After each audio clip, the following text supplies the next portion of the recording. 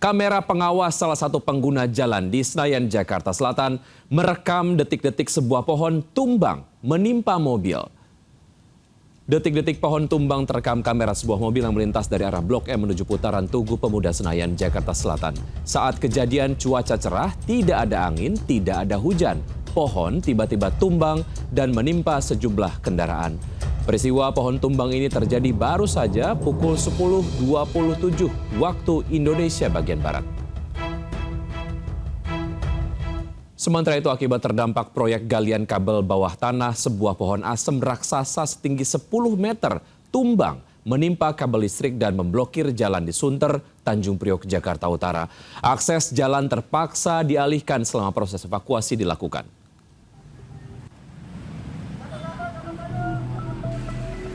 Pohon asem setinggi 10 meter tumbang dan menutup jalan raya Kedondong di wilayah Sunter, Tanjung Priok, Jakarta Utara.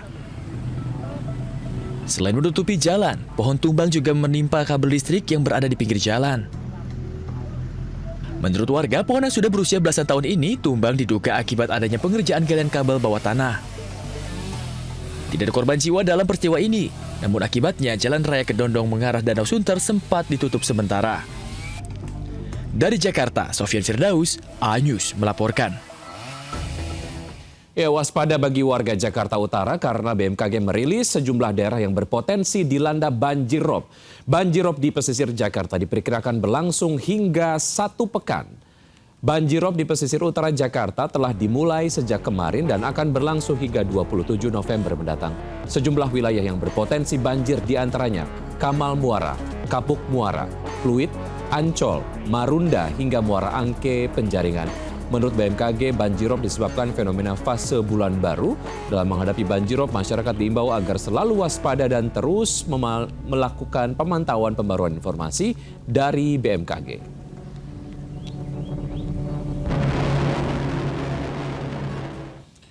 Untuk informasi selengkapnya, Anissa Rizkia di Muara Angke, Penjaringan, Jakarta Utara akan melaporkan langsung untuk Anda. Selamat siang, Anissa. Bagaimana kondisi banjirop di sana, Anissa? Dan seperti apa persiapan warga menghadapi rop di sana? Ya, Wiki dan juga pemirsa, saat ini banjirop kembali terjadi di kawasan Jakarta Utara, yaitu tepatnya di Muara Angke, di RT 09 RW 22. Ketinggian air sudah mencapai 20 cm. Di layar televisi Anda bisa saksikan, Wiki dan juga pemirsa. Kalau dilihat, ini memang adanya bekas air laut yang kemarin sempat merendam. Ini setinggi sekiranya lebih dari 70 cm. Dan kalau dilihat memang ini adalah dampak dari banjirop yang terjadi tidak hanya hari ini, melainkan selama sepekan terakhir. Memang mereka mengeluhkan dan antisipasi dari warga sendiri, kalau dilihat di sebelah kiri saya ini ada kendaraan yang memang sengaja digantung. Apabila nantinya ketinggian air ini sudah melebihi dari garis batas yang dibuat oleh warga, mereka harus mengamankan barang-barangnya terlebih dahulu, termasuk seperti kendaraan roda 2, kemudian ada alat elektronik yang mereka sengaja tinggikan dengan membangun adanya berupa lantai yang ditinggikan begitu, Wiki dan juga pemirsa.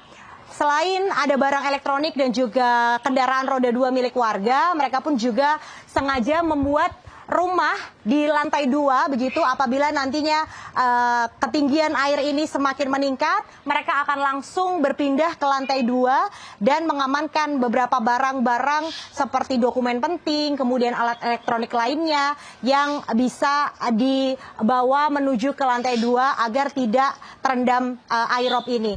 Dan memang menurut informasi yang kami dapatkan hingga kini dari 70 rumah yang terendam di kawasan RT 09 ini, mereka belum memutuskan untuk mengungsi dan mereka masih terus menunggu arahan dari pemerintah setempat. Apabila nantinya air ini mulai meninggi, mereka akan melakukan pengungsian di tempat yang lebih aman. Dan mereka berharap agar pemerintah segera menyelesaikan pembangunan tanggul yang ada di kawasan Jakarta Utara ini. Karena hingga hari ini pembangunan tanggul mitigasi masih dilakukan untuk menanggulangi banjirop yang terjadi dari tahun-tahun sebelumnya hingga hari ini. Demikian, Wiki, saya kembali kepada Anda di studio. Baik Anissa, terima kasih atas informasi yang Anda sudah sampaikan. Selamat bertugas kembali. Pemirsa, banjir bandang tiba-tiba datang hingga membuat debit sungai ataupun debit air sungai meluap di rute wisata Taman Safari Indonesia, Bogor, Jawa Barat. Khawatir air membahayakan, pengunjung pun diminta putar balik dan melanjutkan perjalanan melalui jalur alternatif. Pengunjung Taman Safari Indonesia di Cisarua, Bogor dikejutkan dengan meluapnya air sungai yang melintasi jalur wisata. Debit air sungai nampak terus meninggi akibat derasnya air hujan hingga membahayakan jika pengunjung nekat untuk melintasinya. Pengunjung pun diminta pengelola untuk putar balik dan melanjutkan perjalanan lewat jalur alternatif lainnya. Pengalihan ini dilakukan pihak Taman Safari demi keselamatan pengunjung karena kondisi cuaca yang tidak menentu. Pengunjung juga diimbau tetap waspada saat berlibur di alam terbuka. Iseng bermain dengan gayung, jari seorang bocah malah terjepit dan harus dievakuasi tim damkar di Cilegon, Banten. Tak butuh waktu lama, jari bocah akhirnya bisa dilepaskan. Kepanikan terjadi saat orang tua membawa bocah perempuan 4 tahun ke kantor damkar Cilegon akibat jarinya terjepit gayung saat bermain di rumahnya di perumahan Metro Cilegon Klaster Gardema, Kebon Dalem. Orang tua korban panik karena jari anaknya tidak bisa dilepaskan meski sudah diberi sabun. Awalnya orang tua mengira anaknya hanya memegang gayung, namun ia terkejut saat melihat jari sang anak tersangkut dan tidak bisa keluar. Tanpa pikir panjang, orang tua membawa anaknya ke kantor damkar hingga evakuasi dilakukan menggunakan peralatan khusus. Tak butuh waktu lama, tim damkar bisa melepaskan jari korban dengan aman. Usai kejadian, petugas menyatakan jika damkar tidak hanya menangani kebakaran, namun juga berbagai kondisi darurat lainnya. Lapor damkar saja, seolah jadi solusi bagi persoalan warga. Dari masalah tangan terjepit gayung, drama cinta hingga pidana. Wakapolri pun mengakui warga lebih pilih damkar dan karena dianggap lebih tanggap ketimbang lapor polisi.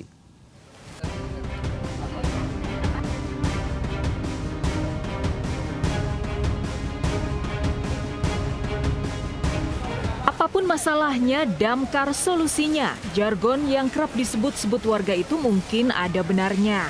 Meski bukan petugas keamanan atau polisi, faktanya banyak masalah selesai cepat di tangan damkar. Mulai dari menolong anak terjepit, evakuasi lansia sakit, mengevakuasi ular hingga tawon Vespa, bahkan jadi tempat curhat warga yang terbelit masalah cinta dan pidana. Juni lalu, seorang ibu di Bekasi, Jawa Barat memilih lapor damkar setelah mendapat kekerasan dari suaminya. Sang ibu frustasi lantaran laporannya di Polres tidak ditanggapi selama berminggu-minggu. Warga pilih lapor ke damkar daripada ke polisi lantaran damkar dinilai lebih tanggap dan kasih solusi cepat. Hal itu diakui Wakapolri Komjen Pol Dedi Prasetyo saat bicara di DPR. Optimalisasi pelayanan publik berbasis digital adalah 110. Ya, saat ini masyarakat lebih mudah melaporkan segala sesuatu ke damkar karena damkar quick response cepat. Dan dengan perubahan optimalisasi 110, harapan kami setiap pengaduan masyarakat bisa direspon di bawah 10 menit. Dalam paparannya, Wakapolri juga belak-belakan soal kinerja jajarannya.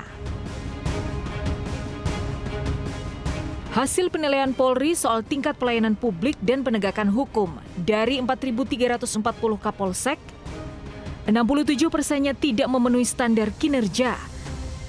Sementara dari 440 Kapolres, 36 diantaranya punya performa kurang.